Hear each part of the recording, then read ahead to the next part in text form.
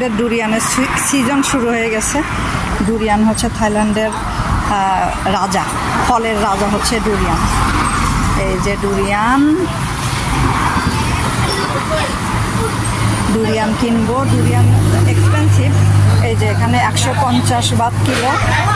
এখন এখান থেকে বাছাই করে কিনে ওরা কেটে দিবে।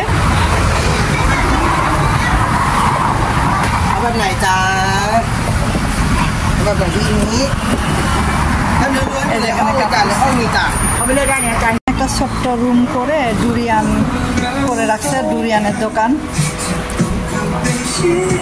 কেটে কেটে রাখছে। এই যে এগুলো যে খেতে কি মজা, অসম্ভব মজা। অনেকের কাছে গন্ধ লাগে, বাট আমার কাছে একদম খুবই মজা লাগে। ডুরিয়ান কাটার ডিজাইনটা দেখাই। ডুরিয়ান হচ্ছে থাইল্যান্ডের ফলের রাজা।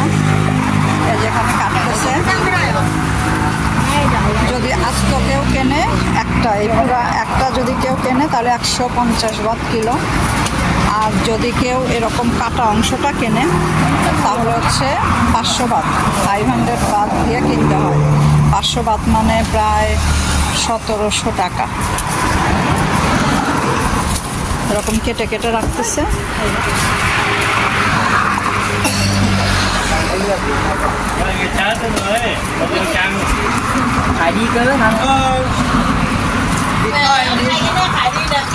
কাটাটা দেখাই কেমন করে কাটে। এটা কাটারও একটা ডিজাইন আছে। আমি নর্মালি বাসায় নিয়ে গিয়ে কাটাটা আমার জন্য খুবই কঠিন। আর ওরা খুব ইজিলি, খুব তাড়াতাড়ি কাটে। ওদের কাটতে কাটতে হ্যাবিট হয়ে গেছে, অভ্যস্ত হয়ে গেছে। আমাকে খাওয়ার জন্য একটু দিল।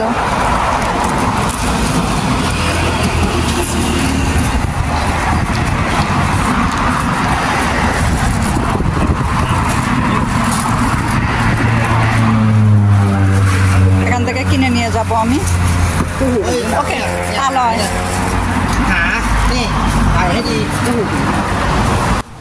ডুরিয়ান খেতে হালকা মিষ্টি আর হচ্ছে মাখনের মতো নরম।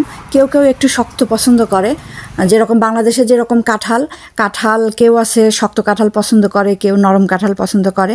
এটা কাঁঠালের মতোই, বাট সম্পূর্ণ আলাদা একটা টেস্ট, আলাদা স্ট্রাকচার, এবং গন্ধটাও অনেকের কাছে পছন্দ লাগে না, ভালো লাগে না। কিন্তু যারা খেতে পছন্দ করে তারা পাগলের মতো খেতে থাকে।